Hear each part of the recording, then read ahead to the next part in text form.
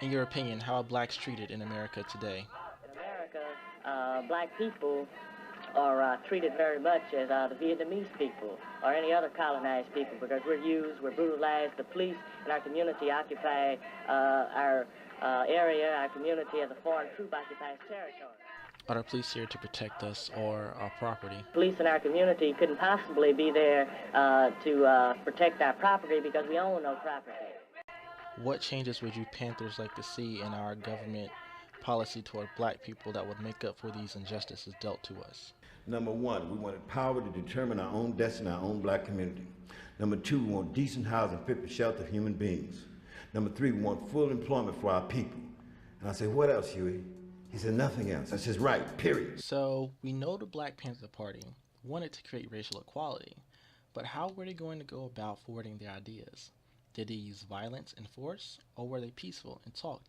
I've heard a variety of stories about the Panthers' tactics, ranging from being religious freedom fighters, fighting the KKK, to being common street thugs, to even being the equivalent of a neighborhood watch.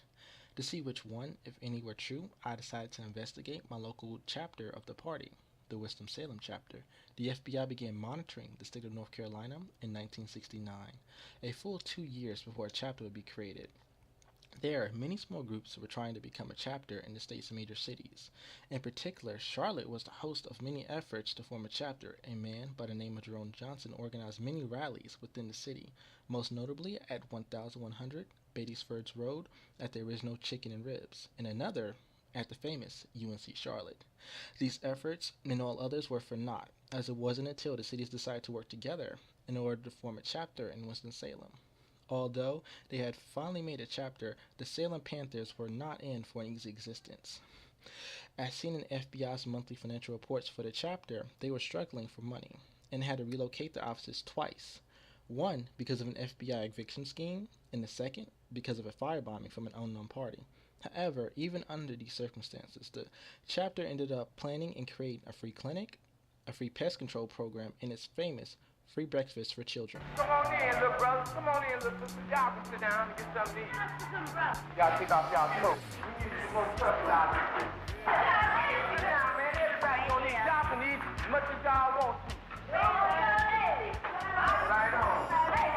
Who wants to play? It even went as far as to give out free clothes, but as all good things must come to an end, so did the Panthers.